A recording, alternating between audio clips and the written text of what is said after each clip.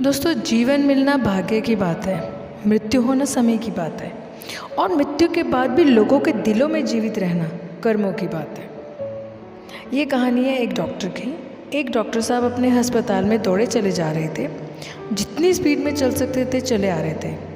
Operation theatre वाली lobby में आए तो उन्हें 5-6 लोगों ने घेर लिया और सुनाने लगे, अस्पताल खोल लिया है, अपने आप को क्या समझते हो, अब आ रहे हो, हम इतनी देर से इंतज़ार कर रहे हैं आपका और आपको कोई सुध नहीं है, कोई चिंता नहीं है, हमारा बच्चा ऑपरेशन थिएटर में है, हम इंतज़ार कर कर के थक गए और अब आप आ रहे हैं, मुझे जाने दीजिए, मुझे काम करना है, डॉक्टर ने कहा। लेकिन वो लोग सुनाए जा रहे थे कि डॉक्टर साहब आपका बेटा होता तो क्या आप इतने आराम से आते, आप भागे आते, आप जल्दी आते, आप ये करते, आप वो करते।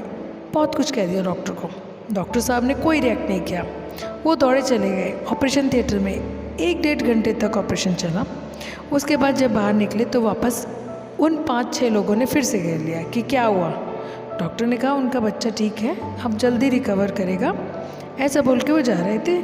फिर उनसे सवाल करने लगे, कब डिस्चार्ज होगा। डॉक्टर साहब ने कहा अब ये सारे सवाल नर्स से पूछ लीजिएगा, मुझे जाने दीजिए। और जिस स्पीड से आए थे उससे डबल स्पीड से वो निकल गए। ये जो 5-6 लोग थे घर से, माता पिता, चाचा मामा, उनके सगे संबंधी, उनको लगा कि कैसा घमंडी डॉक्टर है, बात करने की तमीज़ नहीं है। कुछ देर बाद वहाँ नर्स आई, बताने लगी कि बच्चे की हालत अब ठीक है। उन्होंने कहा पहले बताओ कि जो डॉक्टर है इतने इगोइस्टिक क्यों हैं, इतना घमंडी, इतना अहंकार किस चीज़ का है इनके अंदर, सीधे मुँह बात नहीं करते।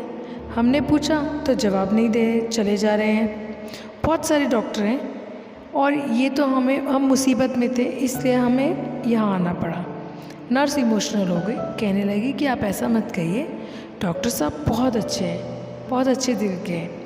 आज सुबह एक रोड एक्सीडेंट में उनके बेटे की डेथ हो गई, लेकिन हमारा फ़र्ज़ था बताना कि कोई पेशेंट आया है ऑपरेशन थिएटर में।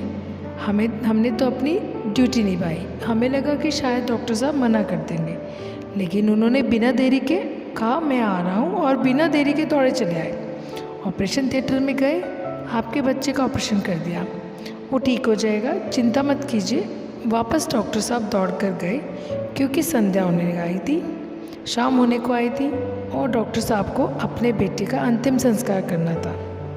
छोटी सी कहानी जिसका सार यह है कि बिना किसी की सिचुएशन समझे हम रिएक्ट कर देते हैं। हम परिस्थिति समझते नहीं हैं, बस अपनी बात थोप देते हैं और बाद में जब हमें सिचुएशन समझ में आती है तो अंदर ही अंदर गिल्ट महसूस करने लगते हैं। इसलिए जीवन में कभी भी किसी की भी सिचुएशन जाने बगैर कोई भी टीका टिप्पणी कमेंट मत कीजिए। ये कहानी आपको कैसी लगी? अच्छी लगी हो तो कमेंट बॉक्स में ज़रूर लिखना और वीडियो को एंड तक देखने के लिए दिल से धन्यवाद। अपने पेरेंट्स को हमेशा प्यार, रिस्पेक्ट और समय ज़रूर दीजिए। जय श्री राम।